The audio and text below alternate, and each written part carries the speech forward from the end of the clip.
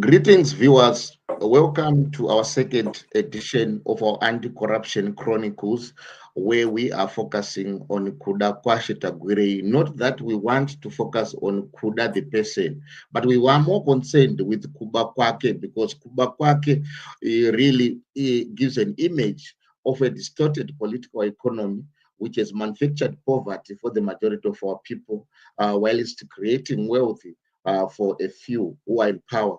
And those few continue to reinvest whatever they loot to try to maintain a good image and also to try to entrench repression on the masses of our people. To help us discuss this particular phenomenon, we are joined with Comrade Marco, the commander of the People Power. Welcome, Comrade Marco, to this important discussion.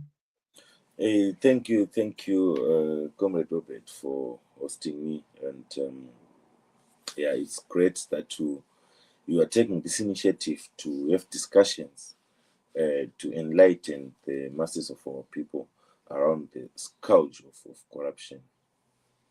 And it's an honor, even when I'm here from afar.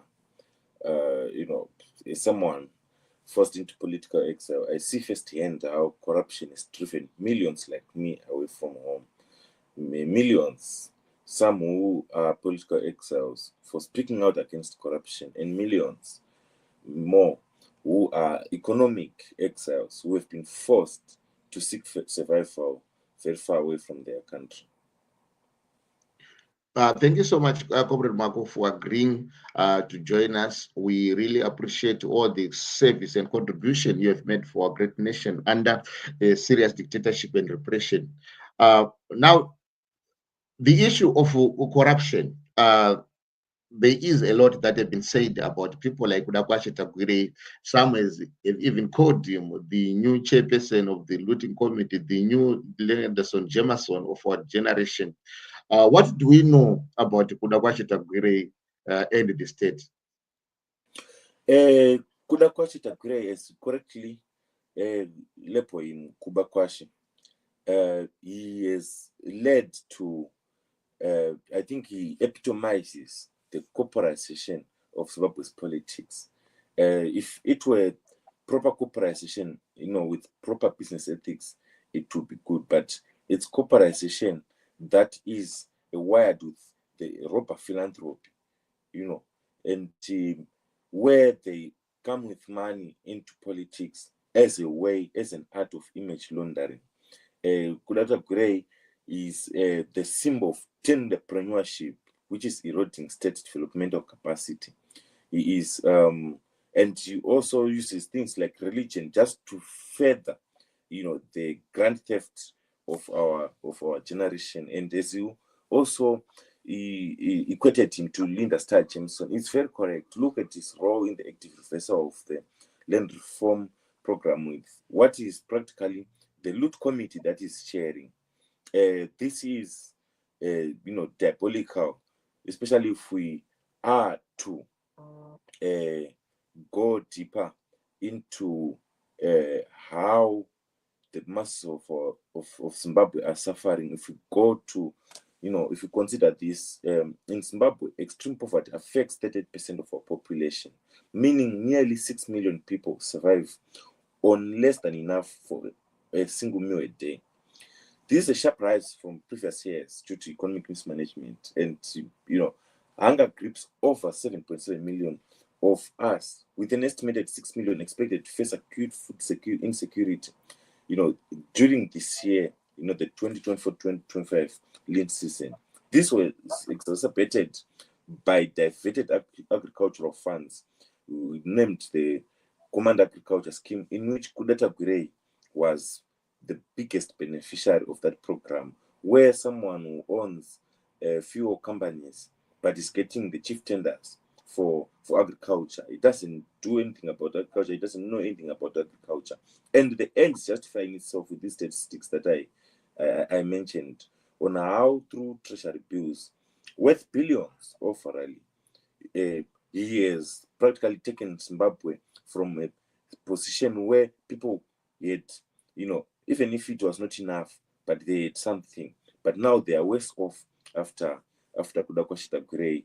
Hence, the statistics of 7.7 million of us facing acute food insecurity. And we go even to other symptoms of this corruption, like, Zimstats projected, that millions are unemployed, millions of working age and working class citizens.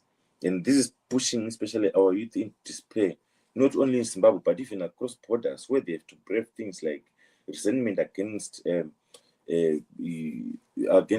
immigrants, where there is an onslaught. If you check countries like South Africa, where there's xenophobia, they rather choose to go there to face their death due to unnatural things like xenophobic attacks, rather than stay here, stay in Zimbabwe, where one can die because they failed to acquire basic medication in our hospitals due to corruption.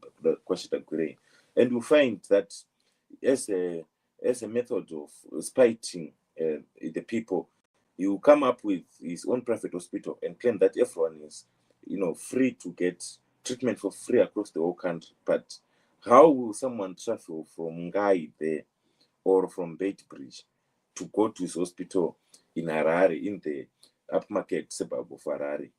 That money alone, how can they get there? And it's just a mockery.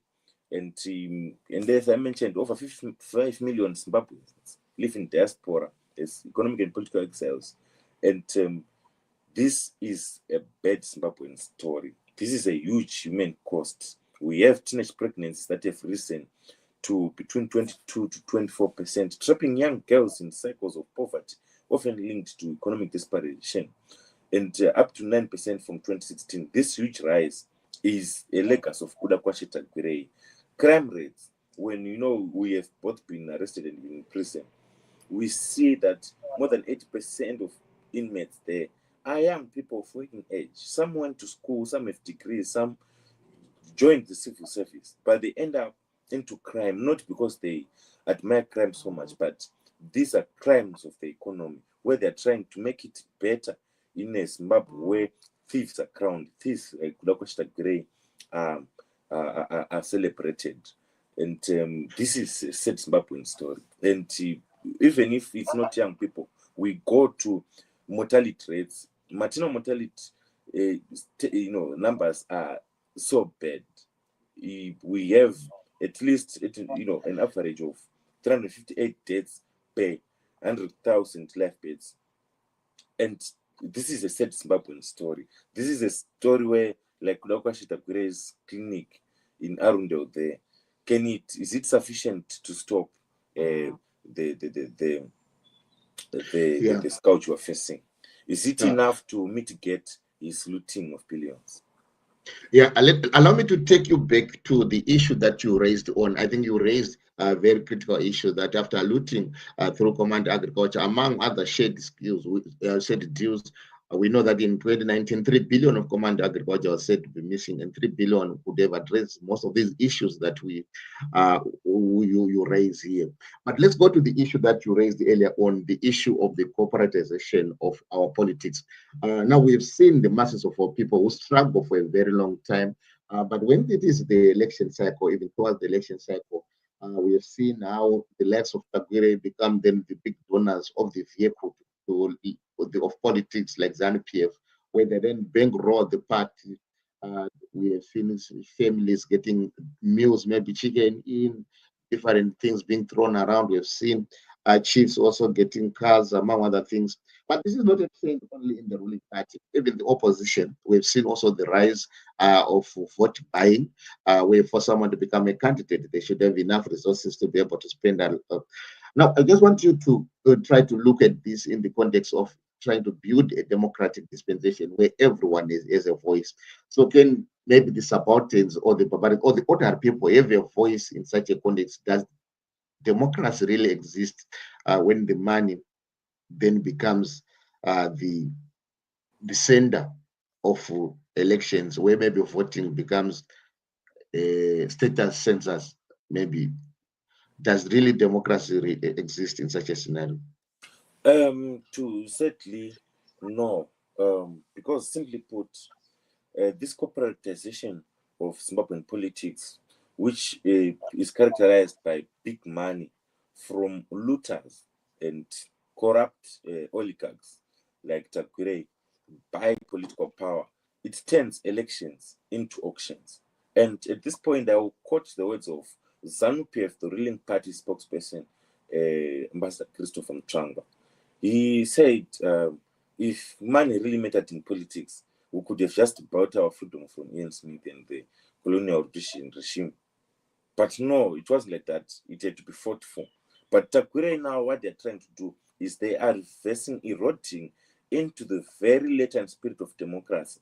The one man, one vote that was fought for, in which gallant sons and daughters of Zimbabwe shed and paid the ultimate prize. He is reversing it through man. We saw how his fellow cronies and oligarchs like Utno Chivayo corrupted the Zimbabwe Electoral Commission.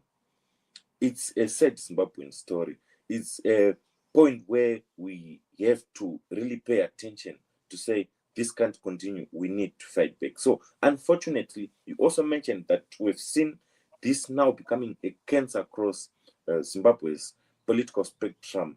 The ruling party, the supposed opposition, the so-called opposition, the self-proclaimed opposition, they have gone into vote buying galore, where we have seen. I want to give reference to the last election. The election date was just announced, and the beating started, violence started. You saw vitriol on social media, people fighting, battling it out, bleeding each other. But there was not even a manifesto. The only manifesto we got was a month before elections, if not 2 weeks. I would need to be corrected there. But I can assure you that the whole nation got into the 2023 election without a manifesto. This is how bad this corporatization of Zimbabwean politics has become. People have now view elections as some form of auction, where if I don't send myself the highest bidder, if I don't get that t-shirt, if I don't get that $10, if I don't get that chicken in, if I don't get that bottle of opaque beer, if I don't get to watch that artist performing live because the politician wants votes, has come to us, it becomes a point of desperation, which is so alarming and should trigger the upright citizens of our country to stand up to say enough is enough. We see this corporatization of politics. When they want to buy votes, you will find them in the deepest of the deep, down there in Nga. You will find them deep down there in Chipinge, where there are no schools. But you will see these vote buyers who will be there to buy votes. Where you will see them in deep down there in rural areas, which do not even have internet connectivity, which do not have a supply of basic modern clinics and medication. But you will find them there with money which has been stolen from the taxpayer. You will find them buying votes. And this Zimbabwean political cancer that needs to be that needs an instant treatment, and we need to build, like, take initiatives to start educating the people, educating the masses, starting to come together and even stand up, even when it's not fashionable to do so, to stand up against this corporatization and of politics. And it begins with, number one, stopping the corruption. It means standing up to oligarchs who are looting like as you mentioned, Corporatization of Tagwirei, where $3 billion was looted through opaque deals, weakening the state and blocking development. The ordinary Zimbabweans pay higher price through high taxes, no jobs, poverty, and a toxic political environment. They pay it through getting exiled. They pay it through, some are even killed if they try to speak out against that. So let's think about it step by step. In a healthy democracy, policies serve the people. Here, financial muscles overrides votes in what we are seeing under Corporatization of Tagwirei. It's like we're going, to where in the US where billionaires determine elections. But at least there's infrastructure, at least there are facilities, at least there's functional systems. Check only yesterday, 17 people perished in an accident, which should have never happened if there were better infrastructure. 17 people perished in a situation where if there were basic rapid response ambulance and quality medical treatment, they shouldn't have. So Zimbabwe's case is worse because weak institutions allow total capture, and these oligarchs are so heartless and they are going for it all. They're taking it all, and they will even come for us even if we don't do anything. So we need to better we do something to stop them before they destroy us all. Yeah, that's really powerful. Looking at the context that they are prepared to even buy the voter, they buy the referee with the Zimbabwe Electoral Commission, they buy the security apparatus. We've seen them being on the forefront, engaging with the military, engaging with the police, buying all the state institutions. So at the end of the day, it really doesn't make sense to say we want people to go and vote, and such a system is to be dismantled, like you rightfully say. But you also then earlier on spoke to the issue, which is linked to this issue of the kind of philanthropy work that we've seen. We've seen the likes of Chivayo, who is just a junior to the looting scheme, to Tagwirei, giving cars, and some people going to that Trabablasi to do some challenges just to beg for vehicles, among other things. Is this kind of philosophy capable of addressing the poverty that we face as a nation? Can we use that particular philosophy of receiving handouts as a way of dealing with the poverty crisis in the country? This robber philanthropy addresses nothing, for it is just but the art of image laundering. These are robbers. These are robbers who are robbing our future, who are robbing our country, stripping it dry of its precious minerals, both natural resources and human resources. And they come to launder their images by giving trinkets to the public. Yet it's like someone steals your farm with maize, and then they give you just 1 or 2 cobs, and they want us to thank them for that. It's nothing but image laundering.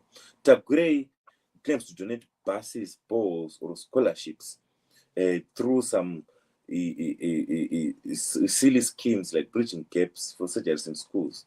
But this comes from looted public funds. We had Christopher Mtwango mentioning that yesterday.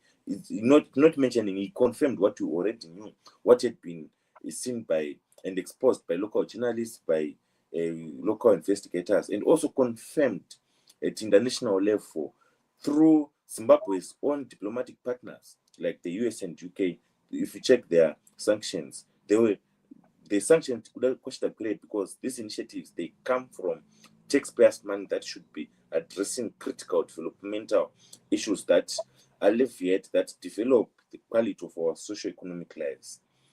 Like in other developing nations, corrupt figures in Nigeria, like Desani Alison Madueke's charity amid the oil scandals, or we can go even to Indonesia, where they use philanthropy to mass theft. In Zimbabwe, it's cynical. Why Corporatization of Tagwirei is giving a bus? Corruption costs US 1.8 billion annually. And yes, in one program of command agriculture, looted $3 billion. And this, the direct effects are it fueled, like I mentioned earlier on, those statistics of between 22 to 24% teenage pregnancies as girls drop out due to poverty. There was recently a newspaper article which mentioned over, I think it's around 24,000 girls getting pregnant, young girls, teenage girls, in Zimbabwe. I think it was just in one province. These are the outcomes of the corruption. We have maternal deaths at 358 per 1,000, per 100,000. These are mothers. In January alone, over 500, around 500 mothers and infants died at childbirth. That's because hospitals lack basics diverted by schemes like Tagwirei's graft in the million, in like the 24 million in fuel graft, or the 3 billion in command agriculture. So it's not generosity, it's buying silence while 6 million face food insecurity. This is confirmed by even World Food Program, and the government is begging for food aid. Tagwirei wrongly claims it's true patriotism and aiding division 2030, but it's cleverly packaged corruption and image washing. And this is something which we should see it for what it is. It's like celebrating slavery and said, it took us from less developed regions to better developed regions, or celebrating colonialism to say at least they were building roads. No, this is wrong. And Kulakwashe Tagwirei and this grand corruption scheme, they represent when the older generation fought against colonialism. Kulakwashe Tagwirei is the new generation that has mutated from colonialism to not neo-colonialism, but they are even further to become a local colonial elite. They represent the legacies of colonialism. When colonialism typically involves foreign powers or foreigners coming over to take over state power and resources, for Tagwirei is a local corrupt elite who is taking over control of state resources, state buying its influence in the government and top echelons of the administration. And he is perpetuating the same goals of colonialism, where they loot resources for their selfish benefit as the few. He is also doing it to benefit as a few. And one thing that is, striking about both colonizers and this Tagwirei, who is heading the pack of those who are upholding the legacy of colonialism, is that they both expatriate our resources. We have seen through the gold mafia how they take their money, they put it abroad. Their children, while Zimbabwe's millions of children are failing to get access to good education. We've seen teachers, the Amalgamated Rural Teachers Association of Zimbabwe has been for 4 years speaking out against the abuse of teachers and how poor and bad treatment of teachers, denying them their labor rights and living wages, how it affects the quality of education. Look now, Zimbabwe's pass rate, it barely reaches 50% each and every year. These are the legacies of Kulakwashe Tagwirei, who is supporting the legacies of colonialism. We see today the University of Zimbabwe, it's going to graduation amidst over 100 days of strike by lecturers. There were no lectures. There were no proper assessments. Dissertations were not supervised. But they are pushing forward to go to graduation. This shows how they are even going for those spaces where the everyday Zimbabwean thought, if I get education, I can develop myself, I can make it, I can contribute to national development. Thus, being patriotic, putting effort and sweating for personal development as a pedestal to national development. But they are going for there and eroding the integrity of our academic institutions, eroding the the quality of our universities and schools. And what does it do? They go down the rankings, global rankings, and when they go down the global rankings, it means the children of peasants, children of vendors, children of workers, children of the everyday Zimbabweans will not get competitive opportunities on the international stage, because we have accepted that these people have taken away jobs and destroyed industries. So the only hope is international employment at international platforms. So, and meanwhile, while they cannot get quality education and quality healthcare, these upholders of and purveyors of legacy of colonialism, their kids are in the best universities abroad. Their children are in the best, are getting best medical treatment abroad. When they get into an accident, they get better treatment. But when everyday Zimbabweans get accidents, they will die 17 because there is no proper medical and rapid response systems. On that point, we mourn the 17 that perished in Chitungwiza just yesterday. Our prayers are with the families, the Chitungwiza community, and the nation at large. May the souls of those who departed rest in peace. But again, like you said, we need solutions to that. We do not need the recurrence of such tragedies of profound proportions. Now, you really unpacked it well, how really this massive looting, which is coupled with some philanthropy work, is just a scheme to try to woodwink people.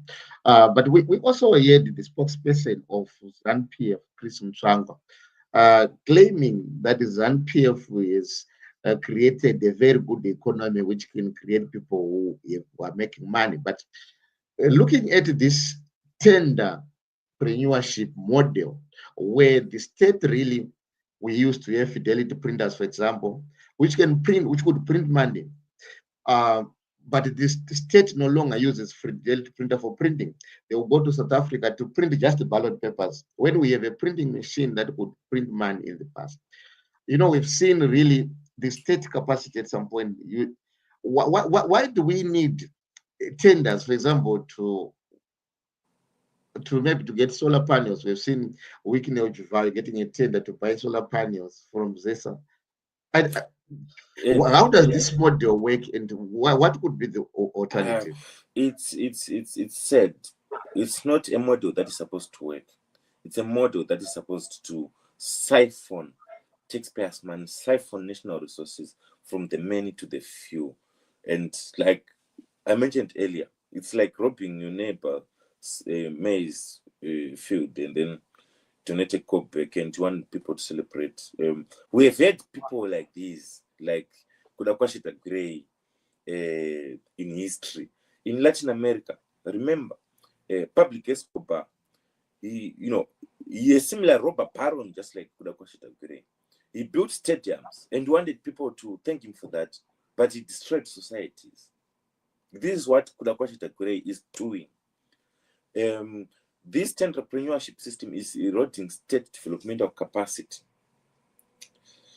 Tagwirei exemplifies this through traffic Gura partnerships, where public contracts for fuel and mining were inflated, costing billions. There are international investigations that have unearthed this. The state then pays exorbitant rates back, like road maintenance. This is, I'm sure you remember even the government at some point getting loans from Tagwirei.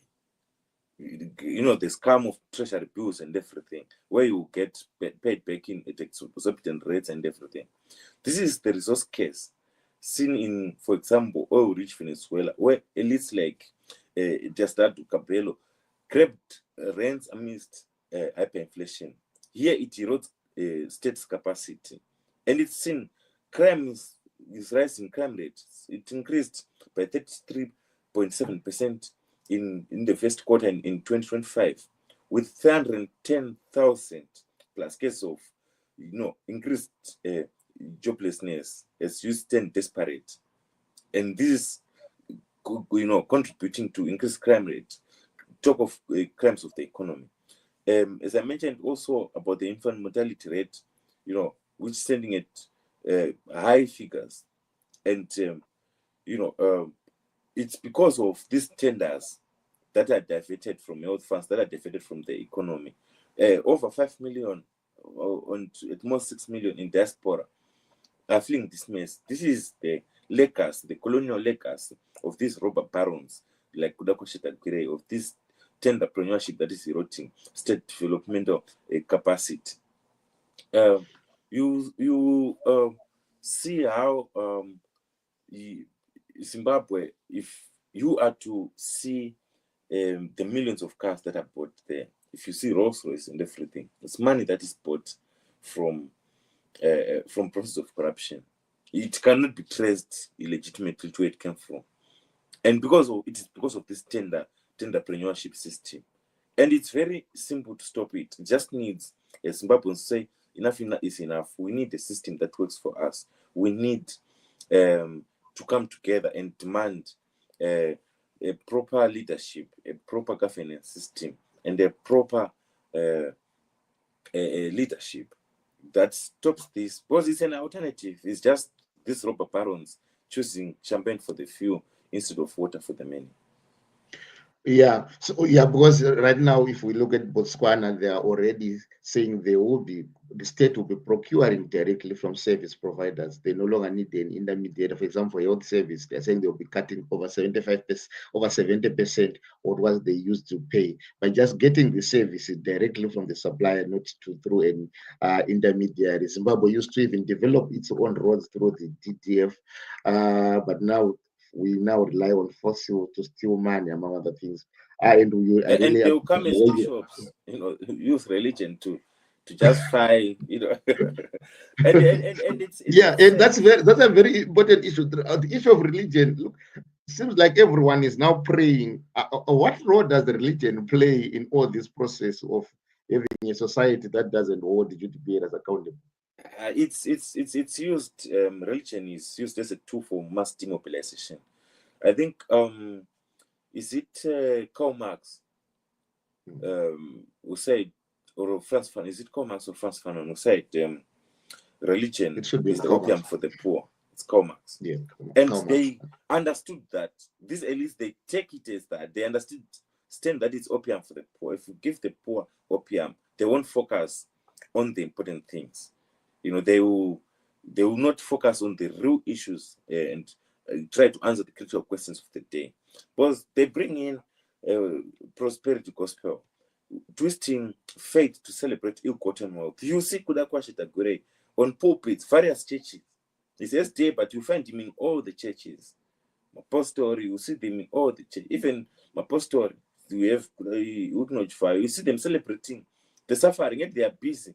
Kumasowe saying we are praying for evil spirits, we are casting out, but they have the demon within them, flying them in private jet, singing in the skies, while their fellow compatriots are dying.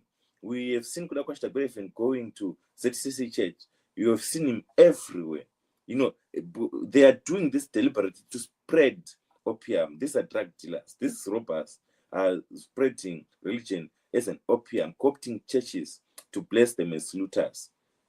And he himself, he tells himself to be a devout Seventh-day Adventist elder.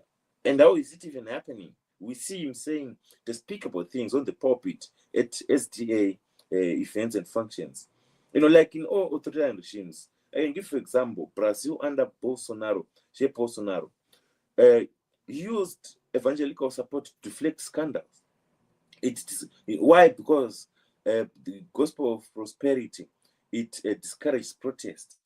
It tells the people that give the other cheek. If we loot 1.5 billion, give us the other cheek, which is 1.5 billion, so that I have 3 billion under command agriculture. If I loot from you and you are suffering, turn the other cheek, get out of the country, go and look for opportunity somewhere. It's evil spirits. It's the government is good, but then it's sanctions that are supporting the government. And you believe we underdevelop you for 5 years, give us the other cheek, give us another 5-year term. And you will find people cheering for them. This is because of this prosperity gospel. While these elites like Tagwirei preach blessings, 38% of Zimbabweans are starving in poverty. And this hunger is affecting 7.7 million of our citizens. But yet them, because of this very same gospel of prosperity, which they are hiding behind, they are making millions. They are raking in billions. While this unemployment is standing at a very high rate, they say pray hard, ignoring that 1.8 billion is being looted yearly. Annual 1 year just looted from the national coffers, from our taxpayers' money. They loot and then they come with the gospel of prosperity to say, yes, we've taken this, give us the other cheek. Pay more taxes, they give us more taxes. This demobilizes the citizens from fighting back. And this is just this faith thing used by politicians, especially in Zimbabwe. It's more like an image rehab where you have promised things, did not fulfill. You've given false hope. You don't deliver. Where you are committed, despicable crimes against the masses. You are doing things to sabotage the people's capacity to fight back and self-determine them. You go nuclear, religious nuclear. And you can hide behind that. If you are wrong, people will say, no, they are sent by God. So if you criticize them, you're criticizing God, which is wrong. The Bible actually says to stand up against injustice. We have seen prophets, they've come before. Talk of Amos, talk of Nathan, talk of Samuel, talk of Hosea. They all came and spoke the truth. Even Jesus Christ himself, he spoke truth, power, and came for justice. But the version of religion we see now is corrupted. If other churches around the world see what so-called Christians and believers in Zimbabwe are doing, I'm sure they would, by any means necessary, try to block them from using the religion that they gave them. But most of this religion came from Western countries, and I can tell you, I was even shocked. First time I went to Europe, to the Netherlands. It's where some of the biggest churches, like the Methodist Church, came from. And here, even the Anglican Church, even if you go to Italy, where the Roman Catholic Church is headquartered, you will find that the type of religion they practice, it's real, it's practical. In Italy, if the government is corrupt, they get put out, people go into the streets.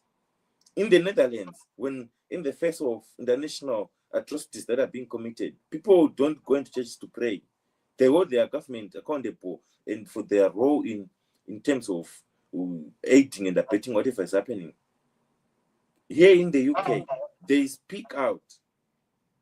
They don't go to Anglican churches, despite the Anglican church being headquartered here. In Zimbabwe, you will see folks rushing into the Anglican church. You will see them rushing into the Roman Catholic Church. But those where it's headquartered, they don't do that. They say, no. This is not it. Same with Methodists. Even Jesus himself, when he went into the temple in his father's house and found them engaging in corrupt and dirty deals, I'm sure there was one person, one of the disciples or one of the onlookers was like, oh, teacher, these are devils, these are evil, cast these demons. It's hypothetical. And I'm sure Jesus would have responded hypothetically to say, no, this is not a demon. Give me a shampoo. I need to beat this daylights of them. This is not this is not a demon. These are people who are just greedy, and they are using religion to mask and protect their ill activities, their corrupt activities, their bad ways. And these are things which also in Zimbabwe we need to wake up from this slumber to understand that God helps those who help themselves. Faith without action is dead. It was Paul who said that in one of his letters. It is clear that the old church, the original church, was a friend of the people, was serving on behalf of the people, but the current church is now in the pocket of the state or the pocket of big capital, and it is now being used to deceive the masses, like you are saying.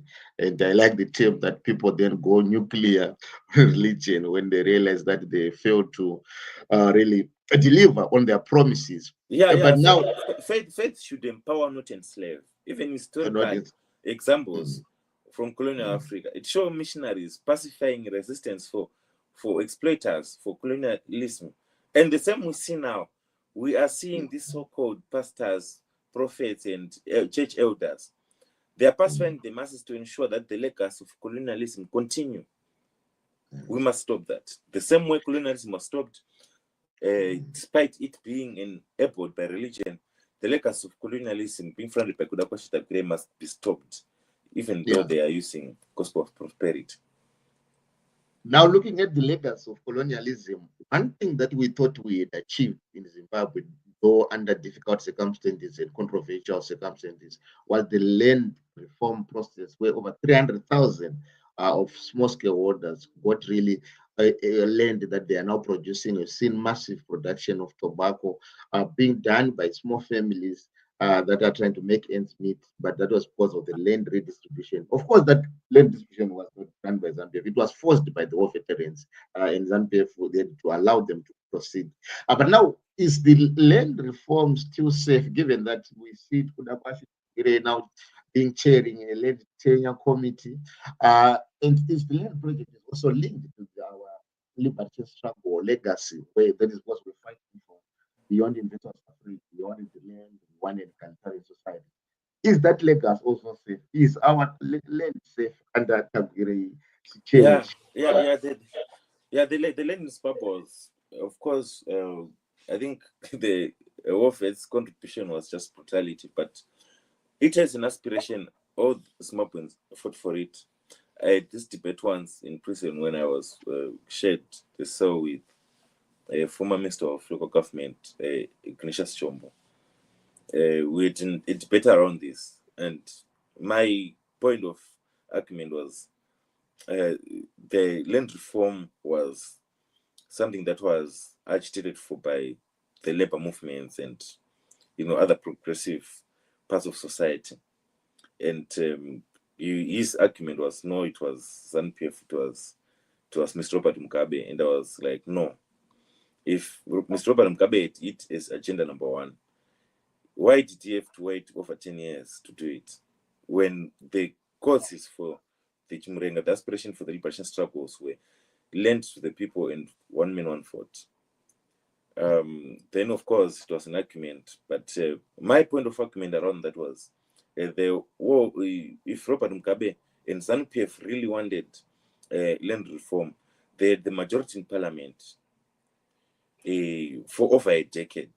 Why did not they just pass an act of parliament, a law, and then you have the police to remove people, even forcibly, but without those bloodied, and human rights abuses and stuff? Of course, it was a debate, but the underlying thing is land reform was a national aspiration, and all Zimbabweans deserve the land, they have the right to land. So now, after all that happened, and we know how it happened, the fast track land reform, because of its violent nature, attracted things like sanctions and lots of things and everything. And imagine the people who died in the liberation struggle fighting for land. Imagine the people who also were killed during the land reform program. And when I'm saying the people, most people might think of the 5,000 white farmers who were dispossessed of land. But I'm speaking more to 200,000 black farm workers, their families, their children, whose social and political economy revolved around those farms. There were schools on those farms. There were banks in the farmlands. There were schools on those farms. It was a whole social economy for the ordinary 200,000 plus blacks, Africans who were working and living on those farms. They also suffered. I would have rather wanted it, maybe, if they had just took the farms. I think it would have been a fairer a redistribution of land, rather, to say, no, we are taking over these farms. You now own the farms. But of course, this is just a post-mortem and suggestion. But to go back to Tagwirei, after all these struggles, which span decades, which affected Zimbabwe in one way or another, we cannot now have Tagwirei and his cronies use the money they stole from the state. They stole our taxpayers' money they stole from Zimbabwe. They can now use this money to repossess land for corporations and doing the gains of the liberation struggle. They can now come and buy back the land because of the money they stole from us. They impoverished us. They undermined agriculture. They undermined the economy. And now they want to use this money to repossess the land. This is why I mentioned about the legacy of colonialism.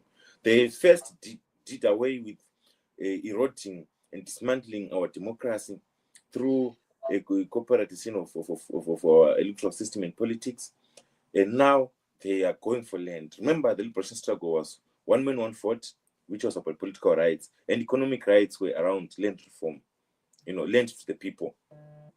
So now if they are going for all the gains of the liberation struggle, they think that all Mbiana underdid from the generation from those who resisted colonialism, the kings back then, King Lobenkula et al., and generations of other kings who came, Chaminuka, everyone, Sekuka Gui, down to the generation of Joshua Nkomo, Robert Sobukwe, Robert Mugabe, and others. They are, Kudakwashita Grand's cronies are saying, you sacrificed your lives for nothing. You died for me. You were doing all this for me. All your blood, all your efforts, all your sufferings was just for me and my cronies. We are the masters, we are the new colonial masters in town. And this is what practically they are saying. And, it will end up like in post-colonial South Africa, where land reconcentrates via debt, in the hands of a few, we have the corporates.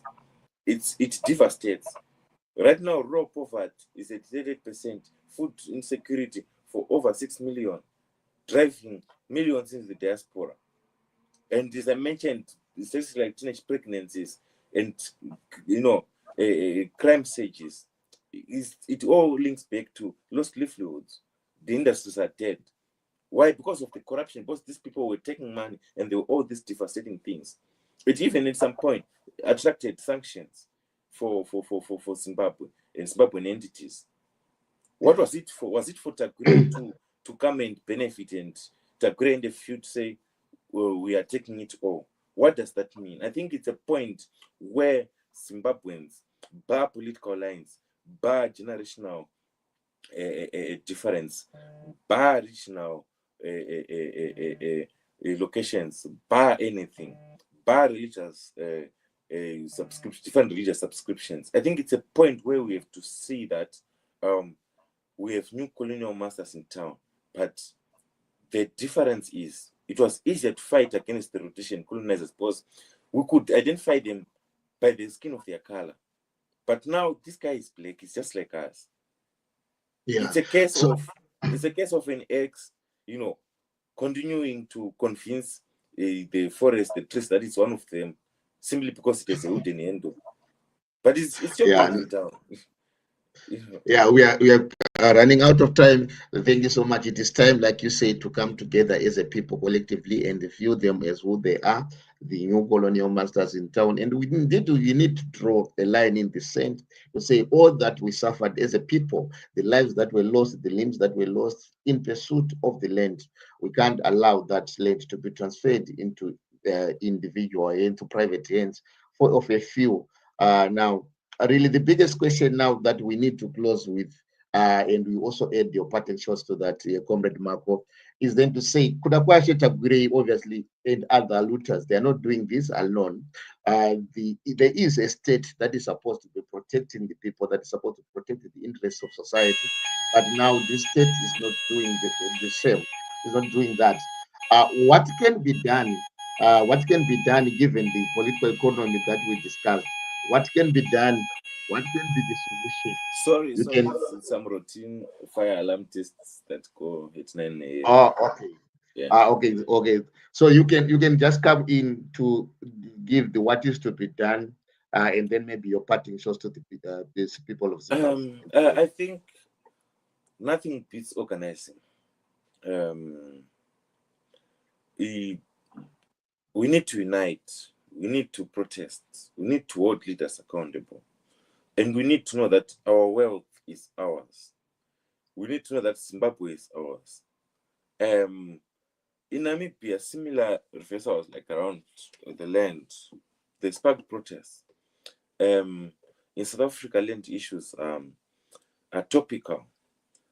Go to other countries right now in Ukraine, the people were protesting. There's war right now, Russia and Ukraine, but Ukrainians are protesting against the bill that was passed yesterday and signed into law by President Zelensky, where he was, where the bill seeks to curtail the power of independent watchdogs, and watchdogs on corruption watchdogs. Go anywhere. People are fighting, and we have to learn from our history. Zimbabwe is a fighting country. Zimbabwe defeated colonialism. how people came together to say, we have nothing, we deserve everything. We need to unite, we need to fight and get everything. Post the liberation struggle, when ZANU-PF wanted to enforce a one-party state in Zimbabwe, despite atrocities like Crown having been meted out, over 20,000 dead, Zimbabweans rose up to say no to a one-party state. This was a non-partisan, because after all, we are just but Zimbabweans. Political parties and politicians come later, but we are Zimbabweans. People united. We went together. Zimbabweans, the working class, led by the working class, they resisted the economic structure adjustment programs, which was robbing the workers, which was robbing people of jobs, the working class of their rights and everything. We go to the late 90s. We had movements, some fighting for constitutional reform, and people united and agreed around that. People from various societies and movements, and even political persuasions, they united. We go into 1999. The most formidable alternative to Zimbabwe's toxic ZANU-PF governance was formed. People from different sectors, they united. And coming now, we are at that generational crosspath where we need to find each other, not because of our individual selfish interests, but because of our mutually assured destruction. We are all going to be distracted by this. This is an political Armageddon that is coming. We need to unite and save Zimbabwe.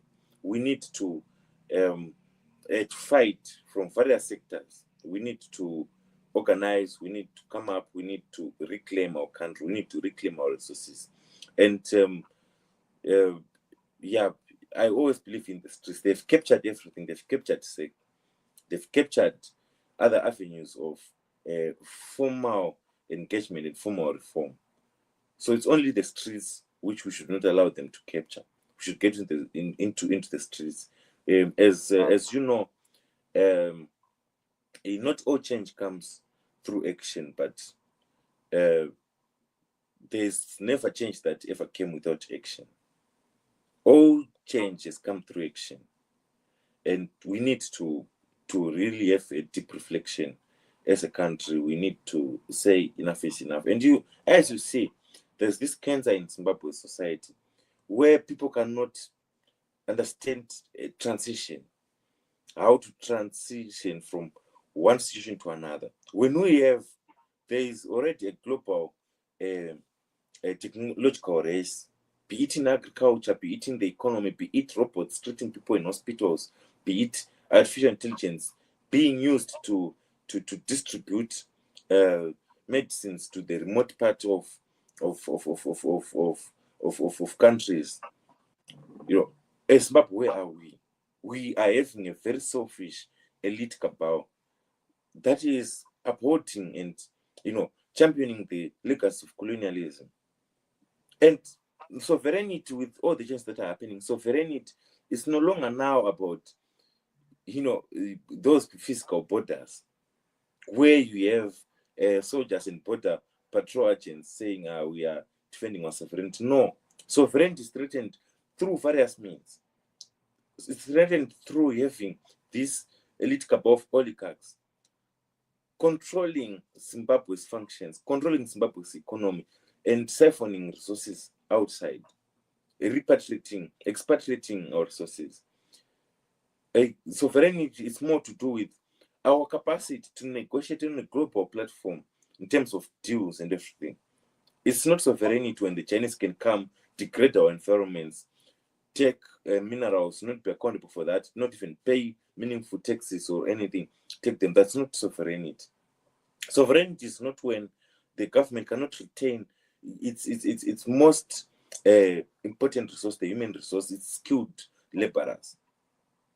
When everyone was killed, down to healthcare workers, they go to other countries. The government cannot even come up with a deal as to how those countries can pay back to the resources that were used in educating those teachers that are going abroad, in educating those nurses, those doctors, those engineers that are going abroad. But other countries do that. They make trade deals. Check India and America. They say, no, provide you this workforce and this, we get such and such in taxes, we develop the economy. Zimbabwe is not even in a capacity to do that. Why? They are focusing on corruption. So our sovereignty itself as a country, it's at stake. When we have over 1.8 billion out of the country annually through illicit means, that's our sovereignty that has been sabotaged. And this is a sad Zimbabwean story. This is something we need to stop now. And we've stopped these robbers, these tenderpreneurs, these looters. We need to stop them, and it will only come through struggle. All the development that had happened in Zimbabwe, the progress was through struggle. But now, there's no way if we preserve it or win it back if we do not fight back through action. Thank you. Thank you so much, Comrade Marco, for taking time to be with us. There you have it, viewers. It is clear that what we are seeing is a generation that is building its wealth through milking the nation dry. They come back trying to be philanthropists, pretending to be donating, but these are the robbers who took all our wealth. They are using religion to try to pacify us, and we should never fall to the trap of being abused through religion, because as Marco said, even Jesus Christ himself was a fighter for social economic justice, and anyone who uses religion to try to entrench poverty among our people should be an enemy of the people. You see now the state's capacity has been weakened through these tenderpreneurship schemes, and that has to be stopped. We are seeing the potential reversal of the land reform, and obviously the defiling of the legacy of the liberation struggle. So it is a collective responsibility, like what Comrade Marco says, to come together and push back and fight back and reclaim our state. Zimbabwe is for everyone. Zimbabwe, Gananda, Shishoma, Ndeyemun, Wese. Until next time, this is the True Patriot podcast, where we take time to try to restore patriotic agency among us, our people, so that Zimbabwe can be free. We demand freedom now. Thank you so much for viewing. Take time to subscribe so that you don't mix our weekly Wednesday shows. Thank you. Thank you.